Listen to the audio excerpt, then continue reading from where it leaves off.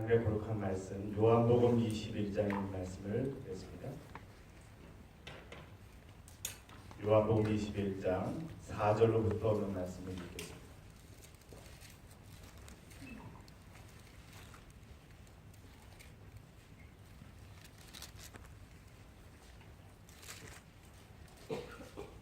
요한복음 21장 4절로부터 입니다.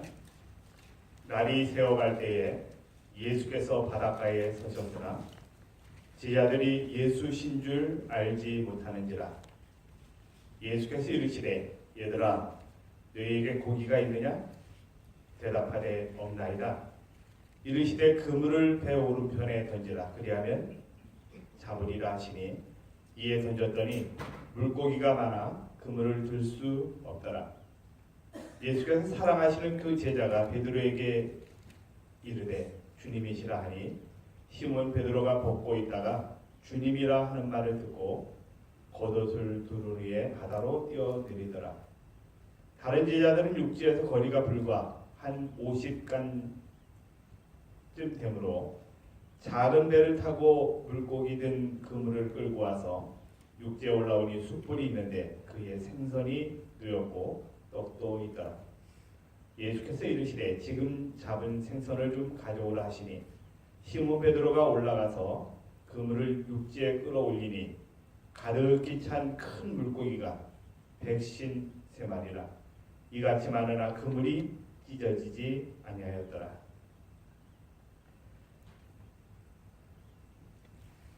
오늘 저는 어제에 이어서 비슷한 말씀을 좀 펼치겠습니다. 어제 드린 말씀은 제자들이 처음 예수님의 부름을 받던 시간에 일어났던 일이었습니다. 오늘 말씀은 예수님이 이 땅에 계실 때의 마지막으로 제자들과 가셨던 시간이라고 생각을 합니다. 이제 예수님의 다시 말하면 처음 어제 드렸던 말씀은 처음 제자들이 부름을 받은 그 시간이었고요. 이제 오늘 드리는 말씀은 제자들이 다시 한번 예수님의 사명을 이해하는 이 땅에 계실 때 마지막으로 사명에 대한 부분들을 자세히 알게 하시는 그런 부분이라고 생각합니다. 그런데 참 신기한 것은 둘 다 뭐예요? 처음 부르심을 받을 때나 또는 이제 새롭게 예수님이 돌아가셨다가 다시 부활하신 후에 새롭게 그분의 제자로서의 어떤 일을 시작하는 새로운 영적인 시작의 시점에나 똑같은 기적이 나타나는 것입니다. 어떤 기적에? 고기가 잡히는 기적입니다. 오늘 저는 다른 각도가 아니라 예수님의 시선에서 오늘 말씀을 좀 풀어보려고 생각을 합니다. 제자들의 어떤 시각에서가 아닌 예수님의 시각에서 그분이 이 시점이라면 어떻게 느끼셨을까 하는 부분들을 조금 생각해 보고자 합니다. 먼저 우리 8절을 보면 예수님과 제자들의 거리가 나옵니다. 여기에서 한 50간이라고 표현하고 있습니다. 50간은 1간이 181cm 정도 됩니다. 다시 말하면 6자입니다. 6자.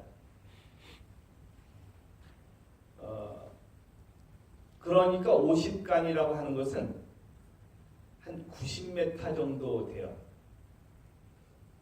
90m 정도의 길이면은 사람이 이렇게 동이 터서 얼굴이 확인이 될 때는 확인을 할 수 있습니까? 없습니까? 누군지 알아볼 수 있습니까? 없습니까? 누군지 알아볼 정도의 거리입니다. 그리고 말을 이렇게 딱 던지면 알아들을 수 있는 거리입니까? 못 알아들을 수 있는 거리입니까? 알아들을 수 있는 거리입니다. 그 정도의 거리에 있었습니다.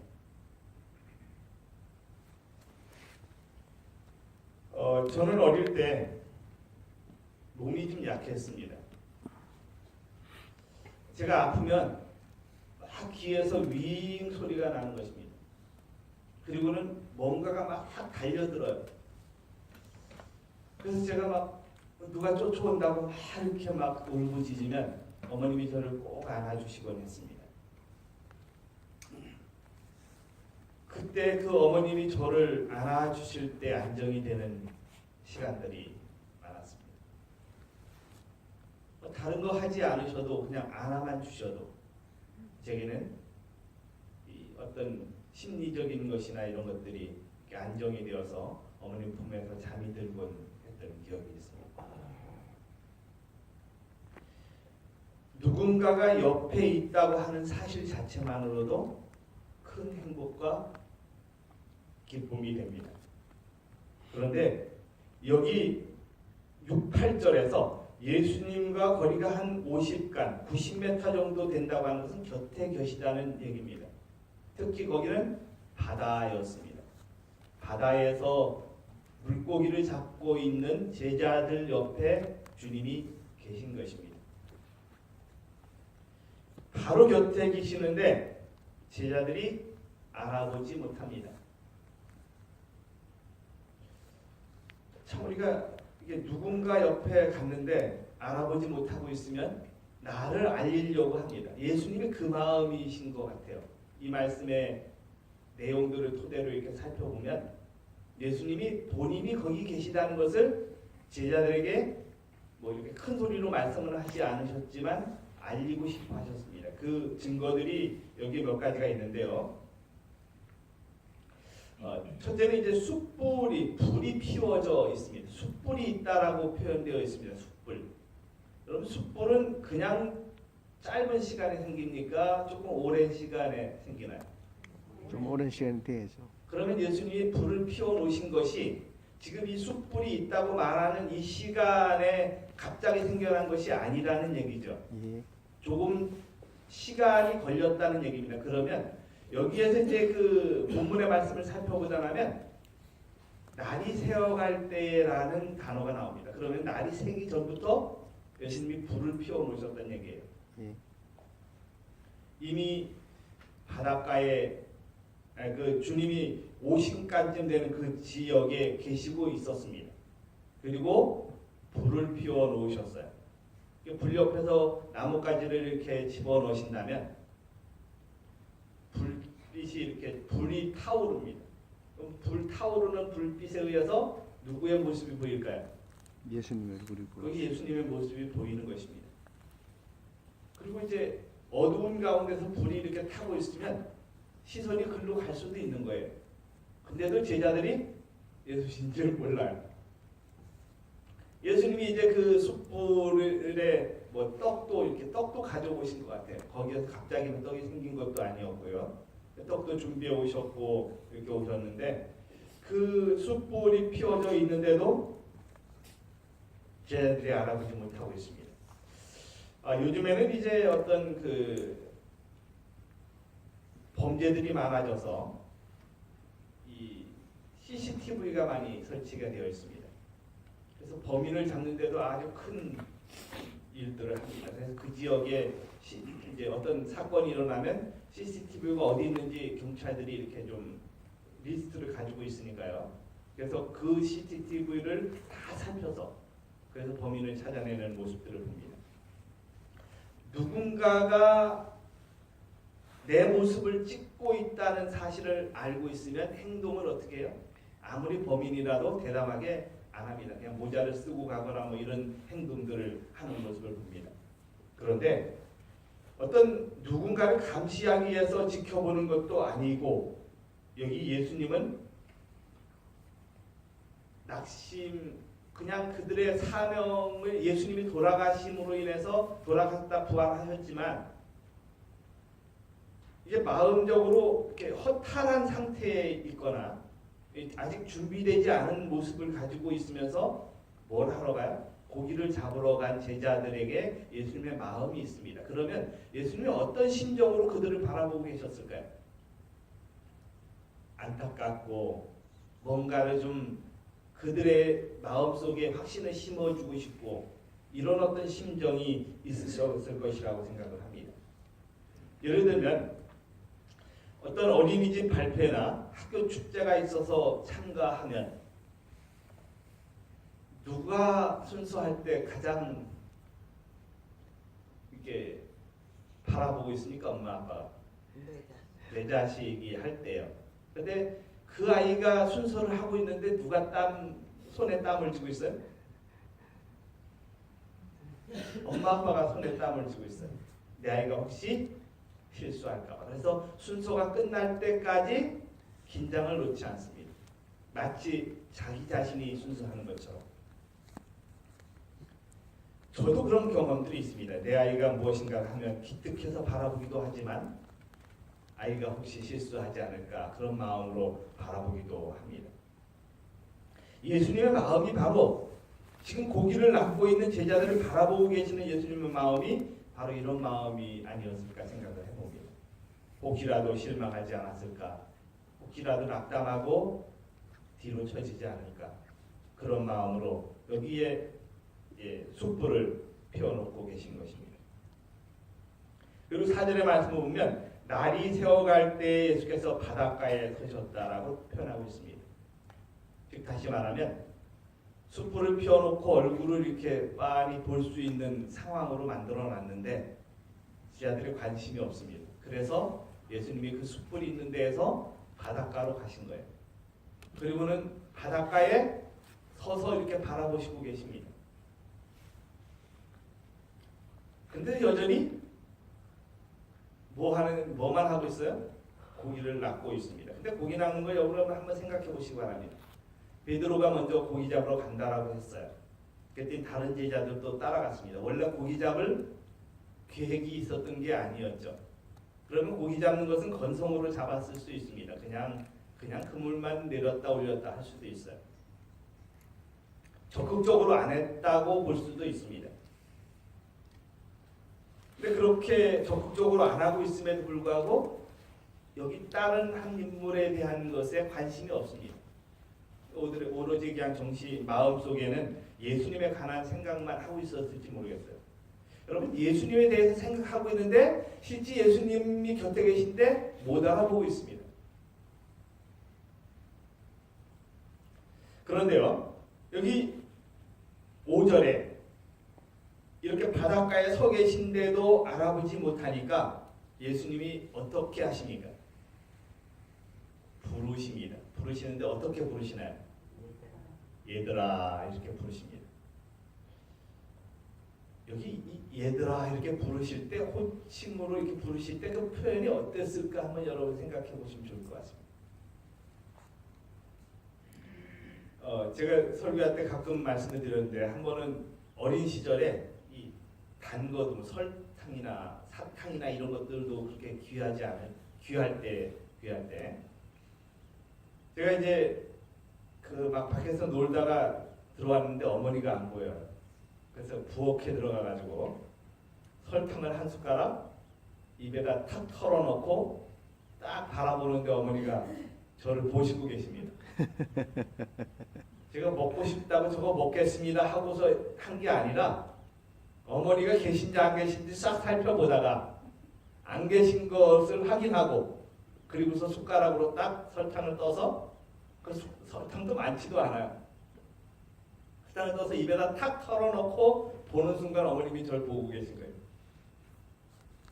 얼굴이 막 파개져가지고 잽싸게 도망을 쳤습니다. 그리고는 어둑어둑해지는데도 집에 못 들어가고 있어요. 뭐 때문에요? 허락도 안 받고 먹은 설탕 한 숟가락 때문에. 그래서 이제 어두워졌는데도 이렇게 집에 못 가고 있다가 밤이 이제 어두워지고 있으니까 이제 어쩔 수 없이 집에 이제 갑니다. 집에 가서 이제 방문을 살짝 이렇게 열었더니 어머님이 저를 보시더니 핑그레 웃으시더니 그렇게 먹고 싶더냐? 이 말씀 한 말씀 딱 하시더라고요. 그 말씀 그 친근하게 그렇게 먹고 싶더냐? 이렇게 친근하게 딱 한마디 던지시니까 뭐예요? 제가 이제까지 밖에서 막 두근거리면서 있던 마음이 싹 사라져 버렸어요. 그 친근한 그 한마디에 어머니가 용서하셨구나. 아무튼 어머니는 뭐 저를 혼낼 마음도 없으셨는데 저 혼자 스스로가 그렇게 하다가 어머님의 그 한마디에 그냥 해결이 다 되어버렸어요. 사람이 누군가를 부를 때 친근하게 부르면 이게 모든 것들이 다 해결이 되는 모습들을 봅니다. 예수님이 여기에 뭐 제자들에게 뭐라고 부르세요? 얘들아 이렇게 부르시는 것입니다. 그리고는 뭐라고 말씀하시냐면 고기가 너에게 있느냐라고 말씀하셔요. 저는 예수님의 이 호칭이 너무 마음을 두드립니다. 제가 젊었을 때 참 친근하고 편한 누나, 그냥 친누나 같아서 그래서 편안함에 부담이 없어서 그냥 그대로 좋아했던 누나가 있습니다. 그냥 이렇게 그 누나 만나면 참 편했어요. 저는 연애해본 경험은 없습니다. 근데 누나들을 좋아하는 게 어떤 이성적인 감정이 아닌 그냥 누나들을 좋아해서 따랐던 그런 기억들이 많습니다. 근데 이 누나가 이렇게 그렇게 지내다가 어떤 이유인지 모르겠는데 한동안 연락이 끊겼습니다. 그렇게 좋아하던 누나인데 연락이 끊겼어요. 근데 이제 제가 이제 결혼도 하고 이렇게 된 다음에 그 저희 지역에 이게 목사님이 이렇게 부임을 해서 다른 목사님 지금 계시던 목사님 가시고 다른 목사님 부임을 해서 오셨는데 그 목사님 사모님이 그 누나더라고요. 얼마나 반가웠는지 몰라요. 이제 마음이 이렇게 서로 뭐 이렇게 얘기하지 않아도 통화하거나 함께 대화가 나눌 때 편안한 그런 사이들이 있습니다. 그렇게 했던 누나가 이렇게 온 걸 보니까 얼마나 반갑던지. 누나가 사실 이제 지금 동료한 앞에 합회장님 사모님이에요. 그 누나는 사람을 이렇게 참 편안하게 해줍니다. 그래서 얘기하면 편안하고 대화가 통하고 합니다. 사람도 어떤 사이에서 이렇게 좀 편안하고 행복감을 주는 그런 부분들이 많이 있습니다. 그런데 예수님이 그렇게 제자들을 부르신 것입니다. 얘들아 이렇게 편안하게 부르신 거예요. 그런데 그렇게 부르시면서 너희에게 고기가 있느냐라고 물으시는 것입니다. 이 말은 다른 말로 말하면 잡은 것이 좀 소득이 있냐 이렇게 물으시는 것이기도 해요. 근데 그걸 모르셔서 물으시는 게 아니라 다시 한번 뭔가를 교훈을 주시기를 원하시는 겁니다. 그들의 마음속에 편안함을 주시기를 원하시는 예수님의 마음이 있다는 것입니다. 그래서 6절에 이렇게 말씀하십니다. 오늘 핵심적인 것인데요. 그물을 배 오른편에 던지라. 그리하면 얻으리라. 그냥 그물을 배 오른편에 던져 이렇게 말씀하시는 것이 아니라 고기가 없다고 하니까 없는 그 고기를 낮게 해주시기 원하는 예수님의 마음의 표현이에요. 그래서 뭐라고요? 그물을 배 오른편에 던져라. 그리고 이제 연속해서 말씀을 하십니다. 그리하면 뭐하리라고요? 얻으리라고 말씀을 하셔요. 근데 시대의 소망을 보면 이렇게 표현되어 있습니다. 예수께서 그들에게 배 오른편에 그물을 던지라고 명하신 데는 한 가지 목적이 있었다. 그 편 해변에 당신이 서 계셨다. 예수님 배 오른편에 던지라고 하신 이유가 뭡니까? 그것이 주님의 편이었어요. 그래서 뭘 가르쳐 주시기를 원하시냐 하면 주님의 편만 선택하면 모든 것이 해결된다는 얘기입니다. 근데 여러분 기억하실 것이 있습니다. 제가 어제 드렸던 그 누가복음 5장에 있는 말씀이나 오늘 드리는 요한복음 21장의 말씀은 다 고기를 낚는 일이었습니다. 여기 제자들의 직업이 뭐였습니까? 어부였어요. 예수님이 기적을 베푸시는데 그 기적이 어디에서 일어났다는 얘기입니까? 내 삶의 현장에서 일어났다는 얘기예요. 지금 여러분이 처한 그 환경에서 기적이 나타나기를 주님이 원하신다는 얘기입니다. 아멘. 주님이 어떤 환경에서 기적을 베푸시기를 원하셔요? 내가 지금 처한 환경, 내가 지금 살고 있는 이 시점.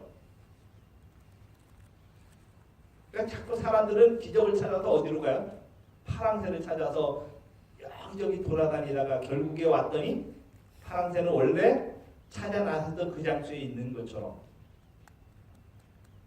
우리의 삶의 현장 그 속에서 주님이 기적을 베풀어 주시는 것입니다. 아멘. 그런데 그 기적은 내가 주님과의 관계 속에서 이루어지는 것입니다. 내가 뭘 열심히 해서가 아니라 주님과의 관계 속에서 이루어지는 모습을 봅니다. 다시 말하면 제자들이 열심히 그물을 내렸습니다. 밤이 새도록 고기를 잡았습니다. 근데 소득이 없는 것입니다. 첫째 사건도 그랬고, 첫째 어떤 경험도 그랬고, 이 마지막 경험도 그렇습니다. 소득이 없는 것입니다. 그런데 예수님의 말씀 한마디에 모든 것이 해결이 됩니다. 그런데 지금 이 순간 오늘 주님이 여러분 옆에 계십니다. 그런데 실제 그 음성이 들리지는 않습니다. 들리지는 않지만 예수님이 옆에 곁에 계십니다. 그리고 우리에게 끊임없이 마음의 음성으로 성경책으로 천연계로 말씀을 하시고 계십니다. 그런데 아주 복잡한 방법이 아닌 아주 단순한 방법으로 주님은 우리가 필요한 것들을 채워주시는 모습을 봅니다.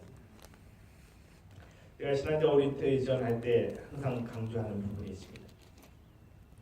우리가 하는 어떤 일들은 정말 단순한 것들입니다. 정말 단순한 것입니다. 돈이 들어가지도 않습니다. 그런데 그 방법은 뉴스타트의 방법은 정말 놀라운 일을 가능케 하는 모습을 봅니다. 근데 거기에도 원리가 있습니다. 이 원리를 거슬려서 가면서 뉴스타를 하는 것입니다. 그래서 원리를 거슬려서 뭔가를 하면서 내가 회복되기를 기대하는 모습들을 볼 때도 있습니다. 본인의 생각으로 막 그걸 해나가는 것입니다. 비슷하게 하는 것처럼 보이지만 다른 길을 걸어가는 모습들을 때로는 볼 때가 있습니다. 그래서 조금 복잡하게 막 길을 걸어갑니다. 뉴스타를 하기 위해서 좀 힘들게 합니다. 근데 주님의 방법은 아주 쉽고 단순하고 그런데 철저한 순종을 원칙으로 하고 있는 모습들을 봅니다. 자, 우리 이제 말씀을 줄여가야 할 것 같습니다. 예수님이 이제 고기를 잡으라고 말씀하십니다. 그리고 그물을 던졌어요. 그랬더니 고기가 많았습니다. 그런데 성경은 고기가 많아서 그물을 들 수가 없을 정도로 잡혔습니다. 그것이 유명한 153마리의 기적입니다. 여기 시대의 소망에 보면 이런 말씀이 있습니다. 그대가 완쾌됐다고 느낄 때까지 기다리지 말라. 그분의 말씀을 믿으라. 그러면 그 말씀이 이루어질 것이다. 그대의 의지를 그리스도의 편에 두라. 그분을 섬기고자 뜻을 세우고 그분의 말씀을 의지하여 행동할 때에 그대는 힘을 얻을 것이다. 아멘. 그리고 주님이 확인시켜 주십니다. 지금 잡은 생선을 좀 가져오라. 철저하게 제자들의 심정에서 제자들의 필요에 따라 그분이 말씀하시고 그렇게 요청해 주시는 모습을 봅니다. 그런데 참 감사한 것은 삶의 현장에서 열심히 고기를 낚았지만 얻지 못했지만 예수님의 말씀에 의지해서 그물을 내렸더니 고기가 힘이 많았는데 그물이 찢어지지 아니했다라고 말씀해 주십니다. 여기 그물이 찢어지지 않았다고 하시는 말씀은 지속적인 축복의 어떤 방향을 말씀해 주시는 것이라고 이해할 수도 있습니다. 오늘 나를 향한 하나님의 분명한 목적이 있습니다. 그분의 목적은 오늘 나로 하여금 주님이 곁에 계시다는 것을 알기를 원하시는 마음을 표현해 주시고 계십니다. 혹시라도 내가 오늘 낙담한 마음이 있었다면 그리고 뭔가가 잘 이루어지지 않는 것처럼 여겨진다면 다시 한번 시선이 어디에 있는지 살펴보시기 바랍니다. 주님께로 향해 있다면 그분은 지금 내 삶의 현장에서 기적을 베풀어 주십니다. 내가 주님과 연결되어 있느냐 그렇지 않느냐의 차이만이 있을 뿐입니다. 오늘 주님과의 연결이, 주님과의 친근한 관계가 그분이 나를 부르시는 아름다운 호칭이 오늘 나의 하여금 주님과 더 가까워지는 경험을 갖게 하고 그분이 힘을 주시고 그분이 도와주시는 그리스도의 편을 선택함으로 놀라운 일을 경험하는 삶이 되시기를 간절히 바랍니다. 아멘. 기도드리겠습니다. 살아계신 저희들의 아버지, 오늘 이 아침 우리에게 그리스도의 편을 선택하라. 그리하면 주님이 주시겠다고 약속해 주신 놀라운 보증을 인해서 감사합니다. 아멘. 의심하지 말게 하옵소서. 온전히 믿는 믿음을 갖도록 도와주시옵소서. 아멘. 우리가 하면서 뉴스타에 그치는 것이 아닌 뉴스타트를 하는 삶이 되도록 인도해 주시옵소서. 하나님이 빠진, 예수님이 없는 열심히 있는 노력이 결국 우리에게 완전함을 가져다 주지 못한다는 사실을 다시 한번 기억하도록 도와주시고 평안함과 예수님을 모신 삶이 가장 큰 행복이요 기쁨이요 회복이라는 사실을 오늘도 기억하는 하루가 되도록 인도해 주시옵소서. 우리를 승리케 하시는 예수님께 하신 이름으로 간절히 기도드립니다. 아멘.